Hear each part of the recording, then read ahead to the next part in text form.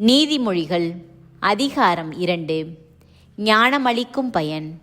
பிள்ளாய், நீ ஞானத்திற்கு செவிசாய்த்து மெய்யறிவில் உன் மனதை செலுத்தி என் மொழிகளை ஏற்று என் கட்டளைகளை சிந்தையில் இருத்திக்கொள். ஆம், நீ உணர்வுக்காக வேண்டுதல் செய்து மெய்யறிவுக்காக உரக்க மன்றாடு. செல்வத்தை நாடுவது போல் ஞானத்தை நாடி புதையலுக்காக தோண்டும் ஆர்வத்தோடு அதை தேடு. அப்பொழுது ஆண்டவரிடம் கொள்ளும் அச்சம் இன்னதென்பதை உணர்ந்து கொள்வாய். கடவுளை அறியும் அறிவை பெறுவாய். ஏனெனில் ஞானத்தை அளிப்பவர் ஆண்டவரே, அறிவிற்கும் விவேகத்திற்கும் ஊற்றானவர் அவரே. நேர்மையாளருக்கு அவர் துணை செய்ய காத்திருக்கின்றார், மாசற்றோருக்கு கேடயமாயிருக்கின்றார். நேர்மையாளரின் பாதைகளை அவர் பாதுகாக்கின்றார், தம் அடியாரின் வழிகளை காவல் செய்கின்றார். எனவே நீ நீதியையும் நியாயத்தையும் நேர்மையையும் நலமார்ந்த நெறிகள் அனைத்தையும் தெரிந்து கொள்வாய்.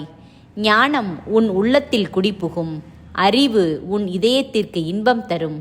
அப்பொழுது நுண்ணறிவு உனக்கு காவலாய் இருக்கும், மெய்யறிவு உன்னை காத்து கொள்ளும்.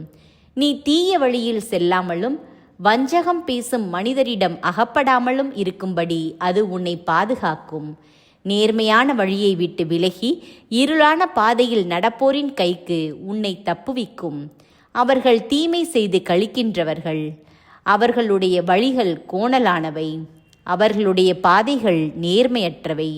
ஞானம் உன்னை கற்பு நெறி தவறியவளிடமிருந்தும் தேனொழுக பேசும் விலை மகளிடமிருந்தும் விலகியிருக்க செய்யும். அவள் இளமை பருவத்தில் தான் மணந்த கணவனை கைவிட்டவள், தான் கடவுளோடு செய்த உடன்படிக்கையை மறந்தவள். அவளது வீடு சாவுக்கு வழிகாட்டி கொண்டிருக்கின்றது. அவளின் வழிகள் இறந்தோரிடத்திற்கு செல்கின்றன. அவளிடம் செல்லும் எவனும் திரும்பி வருவதே இல்லை. வாழ்வென்னும் பாதையை அவன் மீண்டும் அடைவதில்லை. எனவே நீ நல்லாரின் நெறியில் நடப்பாயாக, நேர்மையாளரின் வழியை பின்பற்றுவாயாக.